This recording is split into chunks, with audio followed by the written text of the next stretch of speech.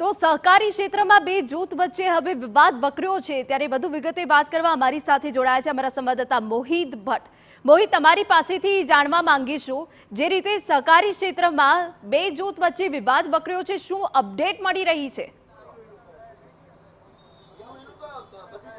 જો જે રીતે ઇફકોની ડિરેક્ટર પદની ચૂંટણી છે, આમ તો આ સામાન્ય ચૂંટણી હોય છે ને મોટાભાગે આ ચૂંટણી છે તે બિનહરીફ થતી હોય છે, પરંતુ આ વખતે જે રીતે ઇફકોના ડિરેક્ટર પદની ચૂંટણી છે તે એક ખરાખરીનો અને એક અસ્તિત્વ અને જે સ્વમાનનો જંગ બની ગયો તે પ્રકારની સ્થિતિ જોવા મળી। અને જે રીતે ભાજપે જયેશ રાદડિયાને મેન્ડેટ ન આપ્યું અને તેની સામે જયેશ રાદડિયાનો જે રીતે વિજય થયો છે તેને કારણે રાજકોટ જિલ્લાના જે સહકારી વિભાગ છે તેમાં પણ ભડકો છે તે થયો છે। કેટલાક સહકારી આગેવાનોએ જયેશ રાદડિયાને તેને મત આપનાર જે તમામ લોકો છે તેની સામે કાર્યવાહી કરવાની માંગ છે તે કરી છે ને તે પૈકીના એક છે બાબુભાઈ નસીદ કે જેઓ સહકારી આગેવાન છે, તેમણે દાવો કર્યો છે કે અગાઉ જ્યારે લોધિકા સંઘની ચૂંટણી હતી અને તેઓ મેન્ડેટ વિરુદ્ધ ગયા હતા ત્યારે તેની સામે પક્ષે કાર્યવાહી કરી હતી, તો આમાં કાર્યવાહી કેમ નહીં? આપણે બાબુભાઈ સાથે વાત કરવાનો પ્રયત્ન કરશું। બાબુભાઈ, શું કહેશો તમે? બાબુભાઈ, શું કહેશો? આખો મામલો છે, હવે શું તમારું સ્ટેન્ડ છે? મોહિતભાઈ, મારી અંદર જે રાલો સંઘની અંદર બનાવ બનેલો કે અમે ચેરમેન વાઇસ ચેરમેનની ચૂંટણીની અંદર અમારી સેન્સમાં બહુમતી હોવા છતાંય જે પાર્ટીના મેન્ડેટ આવ્યો એને અમે સ્વીકારી, પાર્ટી અમારી માં છે એ પ્રમાણે કરી, અમને નહોતા ગમતા તો અમે ચેરમેન બનાવ્યા। ત્યાર પછી રાલો સંઘની મિટિંગની અંદર અમારા જે ત્રણ ઠરાવનો જે વિરોધ હતો એ વિરોધમાં અમે વિરોધ નોંધાવ્યો, અમે લેખિતમાં વિરોધ નોંધાવ્યો। ત્યારે જિલ્લા ભાજપના પ્રમુખ અલ્પેશભાઈ ઢોલરિયા પણ હાજર હતા અને એ હાજરીના કારણે અમે એમને પૂછ્યું કે ભાઈ અમે આ મિટિંગ પૂરી થઈ છે, અમે નીકળી છીએ। અને અમે નીકળી ગયા પછી 10:58 અમારા મોબાઈલમાં વોટ્સઅપ આપ્યો કે તમે પાર્ટીનો વ્હીપ તમને આપે, જો ચાલુ મિટિંગે અમને વ્હીપ આપવામાં આવ્યો તો અમે એનો અનાદર ન કરત અને તાત્કાલિક અમારી ઉપર પગલાં લીધા।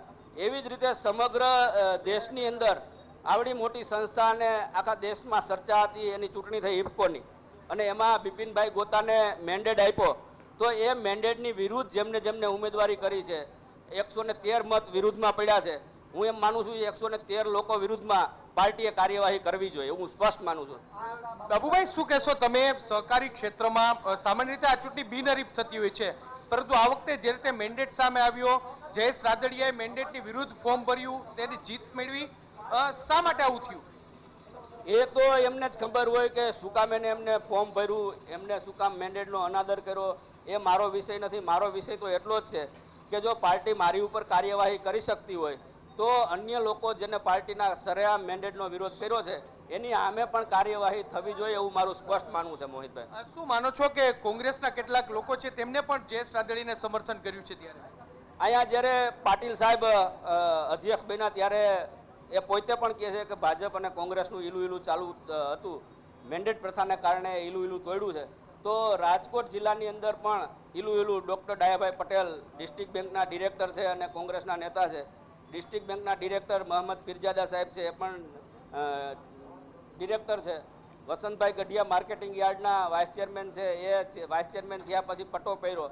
તો ડાયાભાઈ પીપળિયાએ હમણાં રૂપાલા સાહેબની ચૂંટણી ગઈ ત્યારે પણ ખુલ્લીને કોંગ્રેસનું કામ કર્યું હતું। આને ઈલું કહેવાય ભાઈ, સહકારીમાં સાથે હોય અને બીજી તાલુકા પંચાયત જિલ્લા પંચાયતના ચૂંટણીઓ આવે એટલે એને પાર્ટીનું કામ કરે તો આ ઈલું જ કહેવાય એમ। નહીં, દિલીપ સંઘાણીએ એવું કીધું કે ભલે બિપિન ગોતાને મેન્ડેટ આપ્યું તેની જાણ અમને નથી, પણ જે ડિરેક્ટર પદે ચૂંટાઈને આવ્યા એ તો ભાજપના જ નેતા છે। ભાજપના તો અમે ભાજપના જ હતા ને, અમે ક્યાં કોંગ્રેસના હતા? અમારી ઉપર રાલો સંઘની અંદર થયું, અમે તો વર્ષોથી જ જ્યાં અને ચેરમેન બનાવ્યા તો કોંગ્રેસના હતા।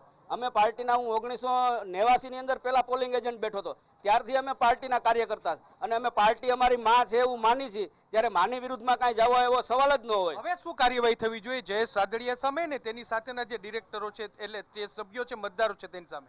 એની સામે જે મારી સામે કાર્યવાહી થઈ, મારું પ્રમુખ પદ લેવા માંડ્યું અને એની પાસે જે હોદ્દા હોય એની સામે શોકોતની નોટિસ પણ આપવામાં આવે અને જે હોદ્દા હોય લેવામાં, મારી ઉપર જે કાર્યવાહી થઈ હતી સેમ કાર્યવાહી એની ઉપર થવામાં આવે, તો જ સંદેશ જાય છે કે ભારતીય જનતા પાર્ટીની અંદર નાનો કાર્યકર્તા હોય તો ભલે અને મોટો નેતા હોય તો ભલે, બધા સરખા છે। ભાઈ, આખી ગેમમાં, આખી રમતમાં, રાજકીય રમતમાં સામાજિક સંસ્થા છે તેની પણ ભૂમિકા સામે આવી છે, કઈ રીતે જો છો આને? હવે એમાં તો હું કાંઈ કહી ન શકું ક્યાં સંસ્થા, મારો કોઈની સામે વિરોધ નથી, કોઈની સામે ફેવર નથી, પણ મારી સામે જે ઘટના બની છે એનું આ રિએક્શન છે સ્પષ્ટપણે એટલે જે આજે બાબુભાઈ નસીદ કે જેઓ સહકારી આગેવાન છે તેઓ સ્પષ્ટપણે કહી રહ્યા છે કે જ્યારે રાજકોટ લોધિકા સંઘની ચૂંટણી હતી અને મેં જ્યારે વિપનો અનાદર કર્યો ત્યારે પાર્ટી દ્વારા મારી પાસેથી તમામ પ્રકારના હોદ્દાઓ છે તે છીનવી લેવામાં આવ્યા હતા. આજે જ્યારે જયેશ રાદડિયા અને તેમની સાથેના જે મતદારો છે તેમના દ્વારા વિપનો અનાદર કરવામાં આવ્યો છે ત્યારે તેની સામે પણ એ જ પ્રકારની કાર્યવાહી કરવી જોઈએ, તેમને સો કોઝ નોટિસ આપવી જોઈએ અને તેની પાસેથી તમામ પ્રકારના હોદ્દાઓ છે તે લઈ લેવામાં આવે. જરૂરથી જે સહકારી ક્ષેત્રનું રાજકારણ છે તે ગરમાયું છે અને ઇફકોની ચૂંટણી છે તે પ્રતિષ્ઠાનો જંગ બની ગયો હોય તે પ્રકારની સ્થિતિ છે. તે જોવાનું રહેશે કે પ્રદેશ ભાજપમાં આના કયા પ્રકારના પડઘા પડે છે. જી બિલકુલ મોહિત, પ્રદેશ ભાજપમાં કયા પ્રકારના પડઘા પડે છે તે જોવાનું રહેશે. આભાર તમામ વિગતો બદલ. તો જે રીતે જયેશ રાદડિયા સામે પગલાં ભરવાની બાબુ નસીદની સ્પષ્ટ માંગ છે.